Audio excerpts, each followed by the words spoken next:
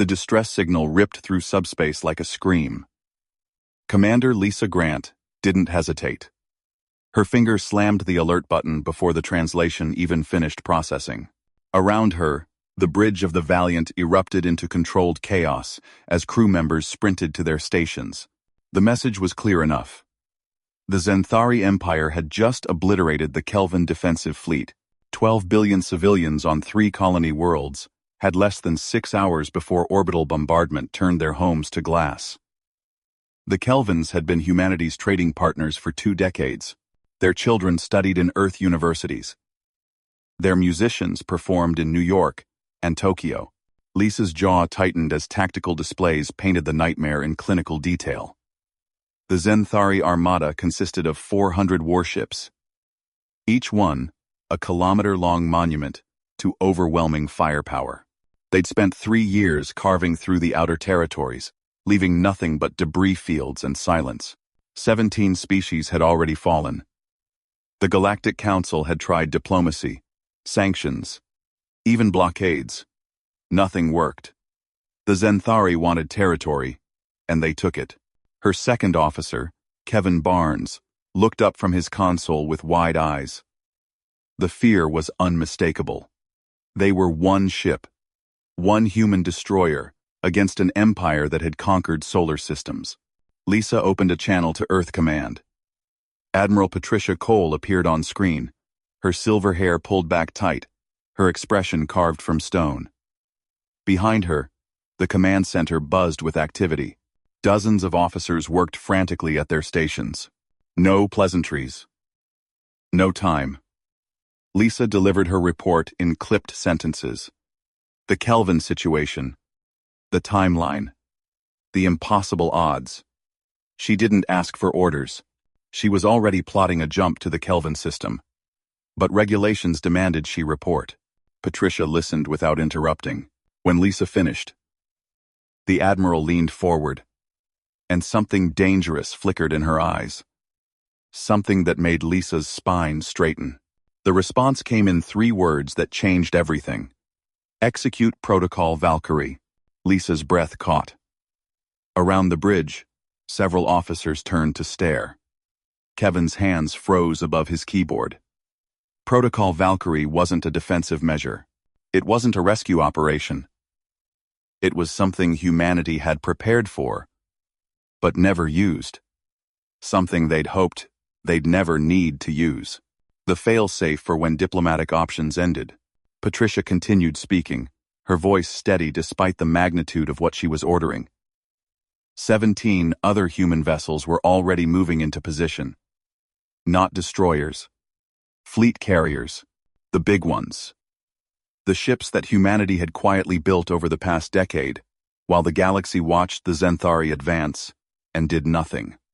While the Council debated and species fell, humanity had been watching too.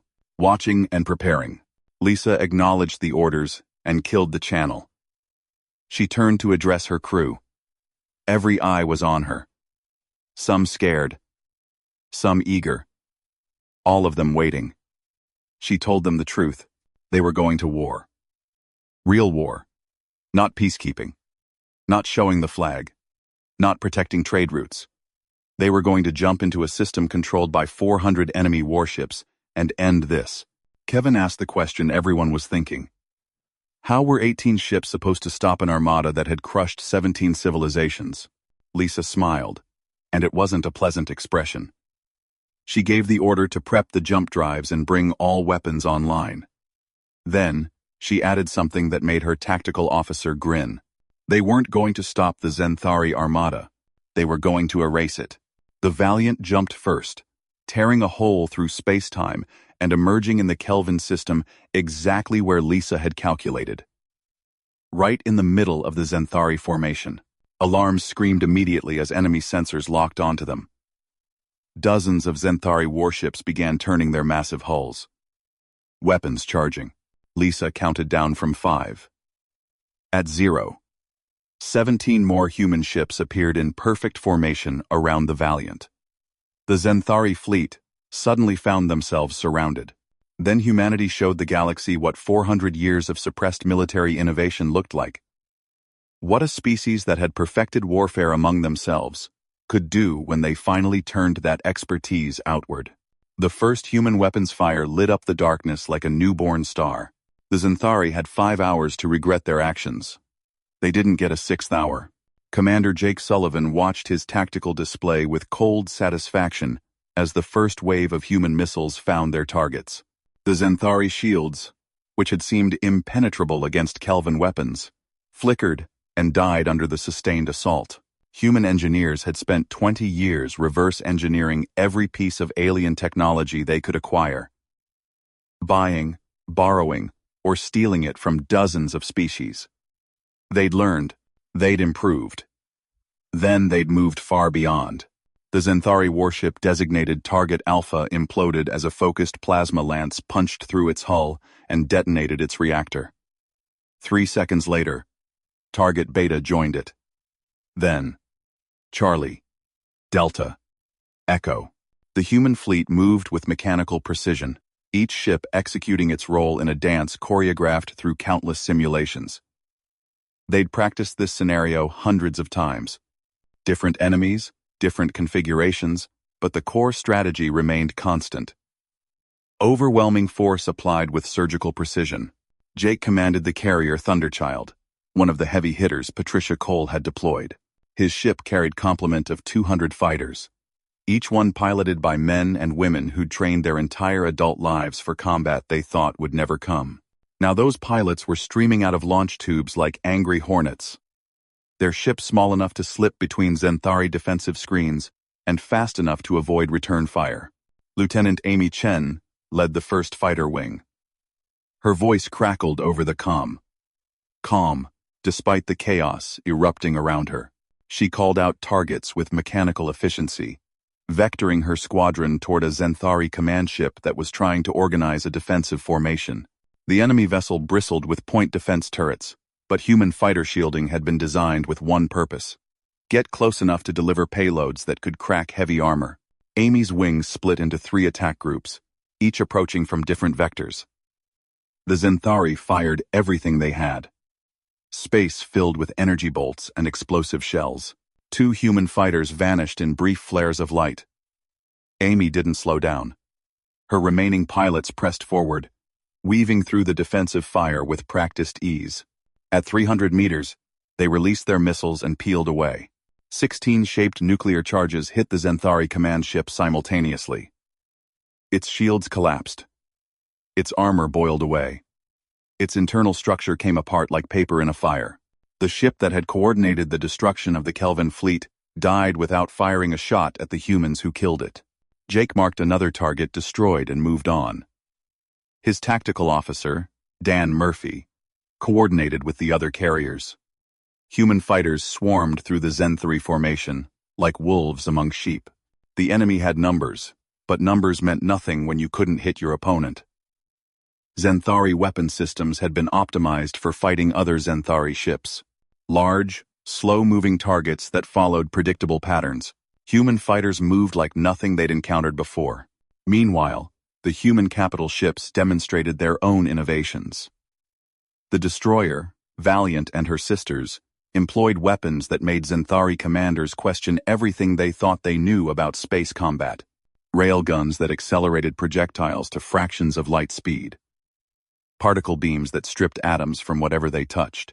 Missile systems that could overwhelm any point defense through sheer volume and intelligent targeting. But the real surprise came from the stealth elements. Ships the Xanthari hadn't detected during the initial engagement. Humanity had cracked stealth technology 5 years ago, and they'd kept it very quiet. Now 3 ghost ships materialized inside the Xanthari rear guard, their active camouflage failing as they fired at point-blank range. The enemy vessels in that sector never knew what hit them. Commander Lisa Grant directed traffic from the Valiant's bridge, her eyes tracking dozens of engagements simultaneously. She'd been a tactical instructor before taking command of a destroyer. She understood the mathematics of warfare, the geometry of death. Every engagement was a problem with a solution, if you had the right tools and the will to use them. A Xanthari dreadnought tried to break through the human formation, its massive engines burning at maximum thrust. Lisa designated it Priority 1. 3 human destroyers converged on the target, their combined fire overwhelming its defenses in seconds. The dreadnought's hull fractured along multiple stress points. Atmosphere vented into space. Its lights went dark. Another billion-credit weapon system reduced to expanding debris. Kevin Barnes, working his console with frantic energy, looked up with a stunned expression. They'd been fighting for 40 minutes. In that time, the human fleet had destroyed 90 Zenthari warships. 90. The enemy was already breaking formation, individual captains making desperate decisions without central coordination. Some tried to flee. Some tried to surrender.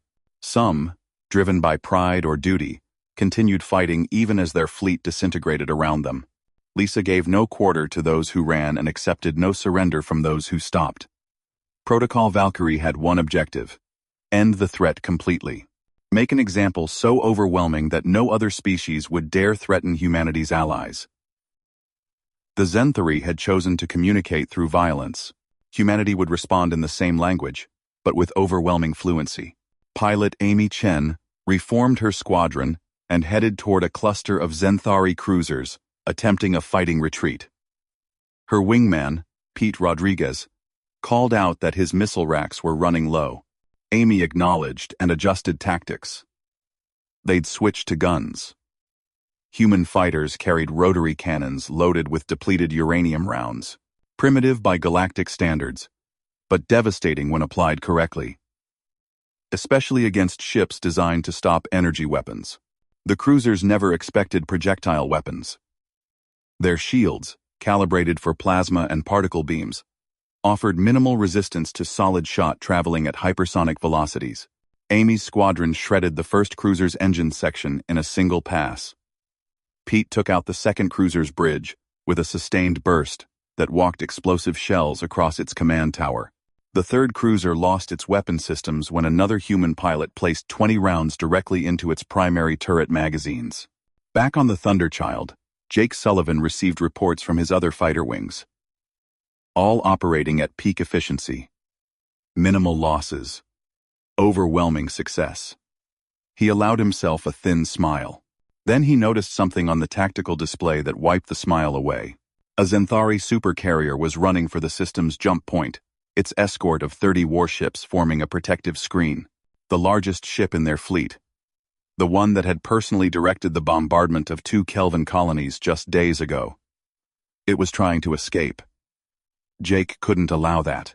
He opened a channel to Admiral Cole, requesting permission to pursue with his full complement. Patricia's response was immediate. Granted. But she added one more instruction. Make it memorable. Jake understood. This wasn't just about destroying a ship. It was about sending a message that would echo through the galaxy. He launched every fighter and bomber under his command. 200 small craft accelerated toward the fleeing carrier, their pilots eager for the biggest kill of the engagement. Jake followed in the Thunderchild, pushing his engines beyond recommended limits. His engineering chief, Linda Hayes, warned about stress fractures and overheating. Jake acknowledged and kept accelerating. The Zenthari escort ships tried to form a defensive wall. Human bombers hit them with everything they carried. Nuclear missiles, antimatter torpedoes, kinetic kill vehicles. The escorts died quickly, their sacrifice buying the carrier precious seconds. Seconds it spent desperately charging its jump drive. Jake wouldn't let it jump. He brought the Thunderchild's main guns online. Weapons that had never been fired in combat. Weapons that existed specifically for situations like this. The capacitors charged with a rising whine that everyone on the bridge could feel in their bones. When they reached full power, Jake gave the order. 4 massive plasma lances shot across the distance between the Thunderchild and the Zenthari carrier. Each one carried enough energy to vaporize a small moon. They hit the carrier's stern simultaneously, punching through engines, reactor shielding, and fuel reserves. The resulting explosion was visible from 3 planets. When the light faded, the carrier no longer existed.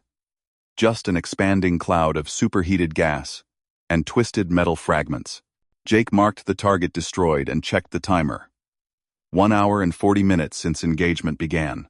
The Zenthari fleet, which had seemed invincible 3 hours ago, was reduced to scattered survivors and wreckage. The human fleet began the methodical process of hunting down the remnants. No mercy, no prisoners. The Zenthari had written the rules. Humanity was simply playing by them. Admiral Patricia Cole watched the battle unfold from Earth Command with grim satisfaction. Every simulation had predicted this outcome. Humanity possessed overwhelming technological superiority. Better ships, better weapons, better training. The only question had been whether they'd have the will to use it. She'd wondered, privately, if humanity had gone soft during its decades of peaceful expansion, if they'd forgotten the hard lessons learned in blood across centuries of Earth history. The answer, displayed across dozens of tactical screens, was clear. Humanity hadn't forgotten anything. She opened a channel to the fleet. All ships, all commanders. Her words were brief and carried the weight of absolute authority. Finish them. Every Zenthari vessel in this system, every orbital platform, every military installation on their forward bases. Leave nothing that can threaten the Kelvins or any other species under human protection. Show the galaxy what happens when you mistake our patience for weakness. The human fleet acknowledged and intensified their assault. Fighters that had been conserving ammunition unleashed everything they carried.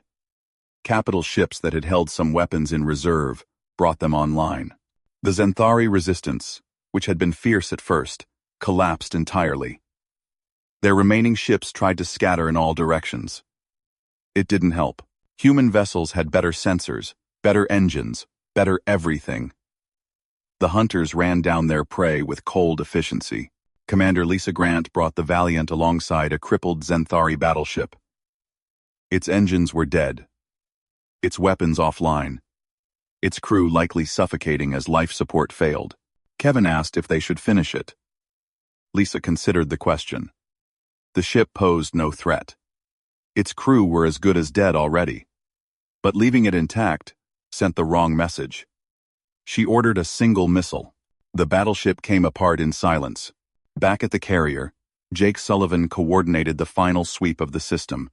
His fighters found Zenthari supply depots hidden in asteroid belts and reduced them to rubble. They located automated defense stations and erased them. They even tracked down a few escape pods and destroyed those too. This wasn't cruelty. It was strategy. Every Zenthari who survived would tell others what happened here. What humanity could do when provoked. Better they tell that story without the comfort of thinking there might be mercy next time. 3 hours into the engagement, organized Zenthari resistance ended completely. The few surviving ships that still had functioning drives jumped out of the system, abandoning their positions, their mission, their dying comrades. They ran. Lisa marked their vectors and forwarded the data to Earth Command. Other human ships, positioned at the likely exit points, would be waiting. The Zenthari wouldn't escape. Not really. They'd just die somewhere else. The human fleet regrouped in high orbit above the Kelvin homeworld. Below them, 12 billion civilians watched in stunned silence, as 18 human ships had accomplished what their entire defensive fleet couldn't. The Zenthari Armada, 400 strong, had been reduced to wreckage in less time than it took to watch a movie. Kelvin sensors had recorded everything. Already, the footage was spreading through galactic networks. Species that had cowered before Zenthari were seeing something new. Something that made them reconsider every assumption about humanity's place in the galaxy. Admiral Cole received preliminary casualty reports. 23 human fighters destroyed, 41 pilots killed. One destroyer, the Defiant, had taken heavy damage when a dying Zenthari cruiser rammed her. 30 crew dead, 50 wounded. For an engagement of this scale, the losses were incredibly light, almost embarrassingly light. She felt pride in that efficiency, even as she mourned each name on the list. They'd fought brilliantly, died bravely, achieved something that would reshape galactic politics for generations. The Kelvin government transmitted their gratitude in a message that bordered on worship. Patricia cut it short. She didn't want thanks. She wanted results. She dictated terms and language that left no room for interpretation. Humanity would establish permanent military bases in the Kelvin system. Human advisors would integrate with Kelvin defense forces. Future trade agreements would reflect the new reality of who protected whom. The Kelvins agreed to everything without negotiation. They'd seen the alternative. Commander Jake Sullivan stood on the Thunderchild's observation deck and stared at the debris field that had been the Zenthari fleet. Pieces of ships drifted past, some still glowing from residual heat. He thought about the beings who'd crewed those vessels. Most had probably believed they were serving a noble cause, expanding their empire, bringing order to chaos. They'd been wrong, but they'd believed. Now, they were dead, and their empire would spend the next decade dealing with the consequences of this disaster. He didn't feel guilty. Couldn't afford to. This was war, and war had rules even when it pretended not to. The Zenthari had started this by targeting civilians. They'd destroyed cities, murdered billions, terrorized whole species. Humanity had simply ended it. Decisively, overwhelmingly, in a way that would make every potential aggressor think twice before threatening human interests or allies. A message came through from Earth Command. Fleet Admiral Henderson wanted to speak with him. Jake straightened his uniform and headed back to the bridge. He suspected this conversation would involve promotions and commendations, the kind of recognition that came after successful operations. He'd accept graciously and then make sure his pilots and crew received proper credit. They'd done the work, followed orders, executed perfectly, under impossible stress. On the Valiant, Lisa Grant filed her after-action report with mechanical precision. She documented every engagement, every decision, every resource expended. The report would be studied at military academies for years. Analyzed, debated, used to train future officers. She made sure to note the moments where luck had favored them, where Zenthari mistakes had created opportunities, where human technology had overcome numerical disadvantage. War was never just about courage or determination. It was about preparation, meeting opportunity. Kevin Barnes interrupted her work with news from the sensor nets. 3 Zenthari ships had been detected trying to hide in the system's outer reaches. They'd powered down completely, hoping to escape notice. It hadn't worked. Human sensor technology could detect a candle flame from across a solar system. Lisa ordered a fighter wing to handle it. No need to risk capital ships on cleanup. The fighters departed and returned 40 minutes later. Mission accomplished. The last Zenthari presence in the Kelvin system had been neutralized. 4 hours and 15 minutes after the engagement began, Admiral Patricia Cole transmitted a message to the entire human fleet. Well done. Return to assigned stations and begin standard post-combat procedures. Maintain alert status. She didn't elaborate on that last part. Didn't need to. Every commander understood. The Zenthari Empire was wounded, not dead. Their response was impossible to predict. They might sue for peace. They might escalate. They might do nothing and hope humanity lost interest. Regardless, humanity would remain ready. The message that followed was directed at the galaxy at large. Patricia had worked on the wording for hours, consulting with diplomats and politicians. The final version was simple, elegant, terrifying. It went out on every communication frequency humanity could access. Every species with faster-than-light capability would receive it. It stated humanity's position clearly. Any aggression against species under human protection would be met with immediate and overwhelming force. Any attempt to continue the Zenthari's campaign of expansion would be opposed. Any empire that believed might made right was welcome to test humanity's resolve. The Zenthari had been given a demonstration. 400 warships reduced to debris in just over 4 hours. The galaxy was invited to learn from their example. Diplomatic channels exploded with responses. Some species expressed gratitude, others fear. The Zenthari Empire transmitted a formal protest, claiming humanity had committed war crimes. Patricia ignored it. She'd reviewed every action taken during the engagement. Everything had been legal, under the conventions humanity recognized. The Zenthari could complain to whoever they wanted.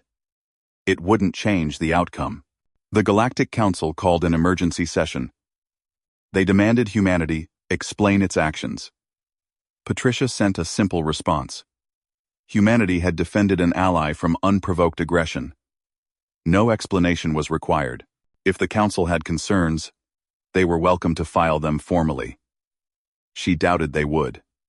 The Council had spent 3 years watching the Zenthari advance and done nothing. They'd forfeited any moral authority to question those who actually acted. On the Kelvin homeworld, celebrations erupted in every city. 12 billion people who'd been preparing for death suddenly had a future again. Their government declared a planetary holiday. Schools closed. Businesses shut down. Everyone poured into the streets to celebrate, to thank the humans who'd saved them. Images of human ships filled every display screen. Children played with toy versions of the Valiant and Thunderchild. The Kelvin ambassador to Earth, a dignified elder named Vorin, appeared on every major news network. He spoke of humanity's courage, their honor, their overwhelming power.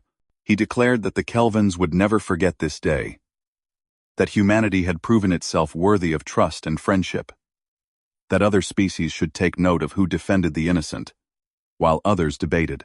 His words were calculated to shape galactic opinion, to position humanity as protectors rather than conquerors. It was working. Polling across dozens of species showed rapidly shifting attitudes toward humans. Commander Lisa Grant walked through the Valiant's corridors and saw exhaustion on every face. Her crew had performed flawlessly under combat conditions, maintained discipline, executed orders, kept the ship running at peak efficiency. Now they were crashing as adrenaline wore off. She authorized rotating rest periods and double rations from the galley. Small comforts, but important. Her people had earned them. She made mental notes about who'd performed above expectations. Those names would go in her recommendations for promotion. In the Thunderchild's hangar bay, pilot Amy Chen supervised repairs to her fighter. The hull had taken several hits during the engagement. Nothing critical, but enough to ground the craft until maintenance crews worked their magic. She'd been flying for 4 hours straight. Her body ached. Her eyes burned. Her hands shook slightly from sustained adrenaline exposure. She'd also scored 12 confirmed kills and earned at least 2 commendations. Not a bad day's work. Around her, other pilots shared stories and compared scores. The atmosphere was jubilant. They'd survived. They'd won. They'd made history. Admiral Patricia Cole finally allowed herself to relax. 4 hours and 47 minutes after the first shot, the engagement was over. Humanity had entered a war that had dragged on for 3 years and concluded it in less time than a work shift. The Zenthari Empire, which had seemed unstoppable, had been stopped. Permanently. Their fleet was gone. Their forward positions were gone. Their momentum was gone. They'd never recover from this. Not militarily, not politically, not psychologically. Other species they'd conquered would see humanity's victory and reconsider their submission. Rebellions would start. The empire would fracture. History would mark this day as the beginning of the Zenthari's end. She began drafting orders for the next phase. Humanity couldn't stop with one victory. They needed to press the advantage. Liberate occupied worlds. Establish a permanent military presence in contested regions. Build alliances with species that had suffered under Zenthari rule. Transform from a defensive power into something more. Something that could shape galactic politics rather than simply react to them. The work would take years, maybe decades. But it started now. While the galaxy was still reeling from what they'd witnessed, messages poured in from human colonies across known space. Pride, joy, relief, vindication. Humanity had been dismissed by older species as newcomers, as primitives playing at civilization. Now, those same species were reconsidering. Admiral Cole read through diplomatic summaries and smiled. Every major power was requesting meetings with human representatives. They wanted to know humanity's intentions, wanted to establish friendly relations, wanted to make sure they weren't next on the list. Good. Let them wonder. Let them worry. Humanity would engage diplomatically, but from a position of strength. No more begging for recognition. No more accepting junior status in galactic affairs. The final casualty count came in. 41 dead. 73 wounded. For an engagement that destroyed 400 warships and reshaped galactic power structures, the losses were acceptable. Patricia hated thinking in those terms. Every death diminished humanity. Every loss was personal. But command required perspective, required the ability to measure costs against benefits. The 41 had died to save 12 billion kelvins and prevent future Zenthari aggression. That was a trade worth making. She'd write personal letters to every family, thank them for their sacrifice. Mean every word. Then, she'd keep fighting to ensure those sacrifices mattered. Commander Jake Sullivan received orders to establish a permanent human presence in the Kelvin system. The Thunderchild would serve as flagship for the new defense force. He'd coordinate with Kelvin military leadership, integrate their forces with human capabilities, train their officers in modern warfare. It was a massive responsibility. Also, an opportunity.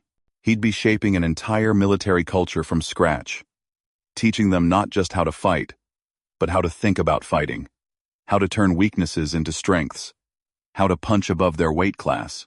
The Kelvons would never match human capabilities, but they could become formidable with proper training and equipment. He assembled his senior staff and outlined the mission. They'd be away from Earth for years, missing promotions, missing family events, missing everything that made human life comfortable. In exchange, they'd build something that mattered, create an alliance that could serve as a model for human relationships with other species. Some officers looked excited, others worried. All of them accepted their assignments without complaint. That was the difference between good officers and great ones. Great ones understood that service meant sacrifice. On Earth, news networks played footage of the battle on endless loop. Humanity watched their military perform against a real threat for the first time in generations. The reaction was complex. Pride, fear, questions about what came next. Politicians debated whether humanity should continue its aggressive stance or seek reconciliation. Public opinion split along predictable lines. Some wanted to press the advantage. Others worried about becoming the monsters they'd just defeated. Patricia ignored all of it. Politicians could debate. Public could worry. She had a job to do. Fleet Admiral Henderson transmitted new orders. Humanity would establish rapid response groups throughout known space. Small, powerful fleets capable of reaching any threatened system within hours. The Zenthari had demonstrated the danger of unchecked aggression. Other species might draw the wrong lessons from their fall. Might think they could succeed where the Zenthari failed. The response groups would ensure those species reconsidered, would demonstrate that humanity's protection wasn't limited to close allies. That any species seeking peaceful existence would find humans ready to defend them. It was ambitious, expensive, necessary. Commander Lisa Grant received her own new orders. The Valiant would join one of the rapid response groups, stationed at a strategic point between multiple populated systems. She'd command a small fleet, coordinate with local governments, maintain readiness for instant deployment. It was a promotion in everything but name. She accepted immediately. Kevin Barnes would come with her as executive officer. The rest of her crew would have the option to transfer or remain. Most chose to remain. They'd tasted victory, formed bonds, under fire. Walking away from that wasn't easy. The Zenthari Empire issued a formal statement 24 hours after the engagement ended. They claimed the battle had been a minor setback, that their forces had been surprised by cowardly human tactics, that revenge would come. Patricia read the statement and laughed. Pure propaganda. Designed to maintain morale and prevent panic. It wouldn't work. Everyone in the Empire knew what had happened. 400 ships destroyed in less than 5 hours. Their best fleet, their most modern warships, gone. The Emperor could spin it however he wanted. Reality was reality. The Empire was finished as a military threat. They'd spend the next decade holding on to what they still controlled. No more expansion. No more conquest. Just survival. 5 hours and 30 minutes after engaging the Zenthari fleet, Admiral Patricia Cole transmitted the final all-clear. The operation was over. Victory was complete. She authorized crews to stand down from combat alert and begin recovery operations. Then, she poured herself a whiskey and sat in her office, alone with her thoughts. Humanity had crossed a line today, demonstrated capabilities that would reshape how every species viewed them, made enemies and allies in equal measure, committed to a path that led away from peaceful exploration and toward something more complicated. She didn't regret the decision. Couldn't regret it. The Kelvins were alive because of what humanity had done. 17 other species that might have been next on the Zenthari list were safe. That mattered more than maintaining humanity's innocence. She thought about the future. About the wars that would come. Because they would come. Humanity had shown its strength. And strength attracted challenges. Some species would test them. Others would seek protection. Still, others would try to exploit the new power balance. Earth would spend the next century navigating complicated politics while maintaining the military edge that gave them relevance. It would be exhausting, expensive, dangerous, also necessary. The galaxy wasn't a peaceful place. Never had been. Humanity had simply stopped pretending otherwise. Admiral Patricia Cole finished her whiskey and returned to work. Reports needed filing. Orders needed issuing. The galaxy needed managing. She'd sleep later. Right now, there was too much to do. Humanity had entered the war and concluded it in only 5 hours. Now came the harder part. Winning the peace. Building alliances. Maintaining vigilance. Ensuring that what happened to the Kelvans never happened to anyone under human protection. It was ambitious. Audacious. Exactly the kind of challenge that humanity excelled at meeting. She smiled and got back to work. The Zenthari were finished. Humanity was just getting started.